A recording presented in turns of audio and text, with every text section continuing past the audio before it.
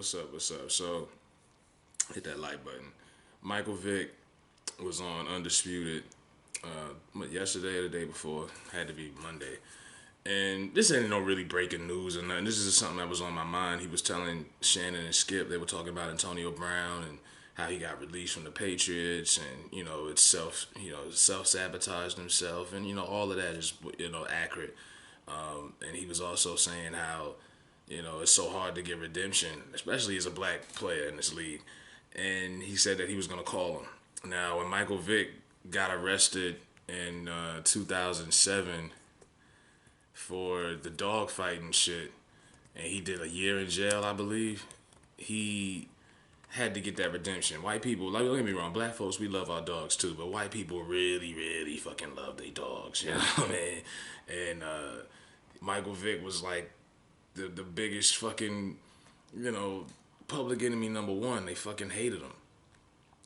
So in August of 2017, he had those charges. He had to plead guilty to, and he did his time in jail.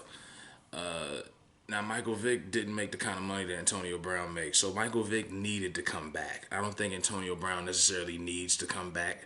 Until those checks stop coming in, he'd be damn sure better tune it down on his lifestyle. I mean, that Aquilina condo, the video that came out where he was throwing furniture off the balcony, that was $35,000 a month, that place he was staying in. That's crazy.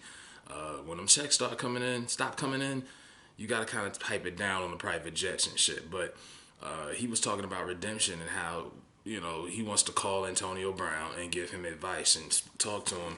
And I'll never forget when Michael Vick was on Speak for Yourself with Jason Whitlock about 2 years ago, and they were talking about Kaepernick, and he said that the first thing Kaepernick should do is cut his hair. I mean, cutting his afro.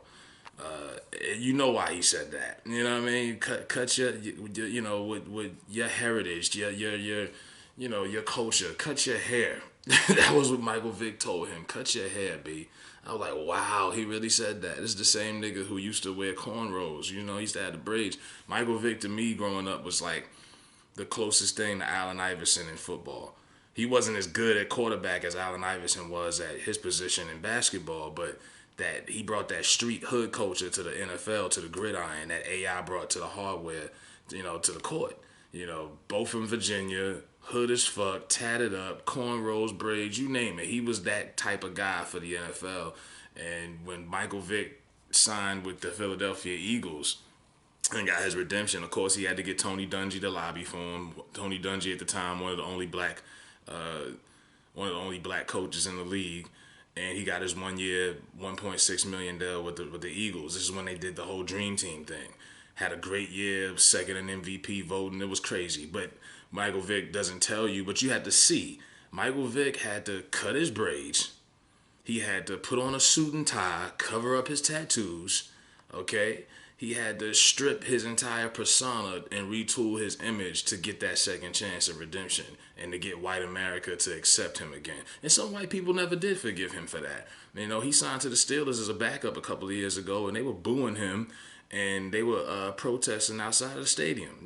We don't want that dog killer in here, all of that. So that's what Mike had to do to get redemption. And I'll never forget, all of that. And, I'm like, did y'all notice that? Like, Michael Vick had to change everything to get his second chance. Now he's got the low cut. He got the suit and tie. You don't see the tattoos. He's very politically correct in everything that he says. He's probably he walks on eggshells as an analyst. He's probably the most simple analyst on television. He never has any hot takes or says anything crazy. He walks on eggshells. He knows he has to say the right things. He has to walk on tippy toes. And if that's what Antonio has to do to redeem himself, then I don't think it's going to happen. As I don't think I don't think he has that much humility in him. He's not going to do all of that to get a second chance.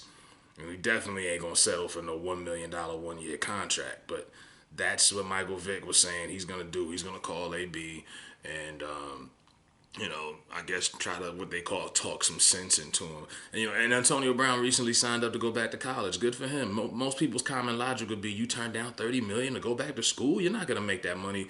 There's nothing you're going to learn in school that you're going to make that kind of money in school. But you never know what he can do. And, what you can learn in school, you can have long-term, longer than a football career. Football careers are short, and they go like that. So I'm not knocking the man for going back to school. But he loves attention and he's getting attention still. So I don't think Antonio's gonna learn his lesson anytime soon. When the moment people stop talking about him and the money's not coming in, that's when he'll probably change his tune or whatever. But I don't think Michael Vick calling him and is gonna change anything because I don't think Antonio's definitely not gonna do all of that shit Michael Vick had to do because Michael Vick really had to do a whole 180 just to get that second chance of redemption. And as you see him still on Fox, very nervous every time he opens his mouth. He's definitely living an apology is what I call it. So yeah, Mike Vick is gonna call Antonio Brown, and I don't think it's gonna work.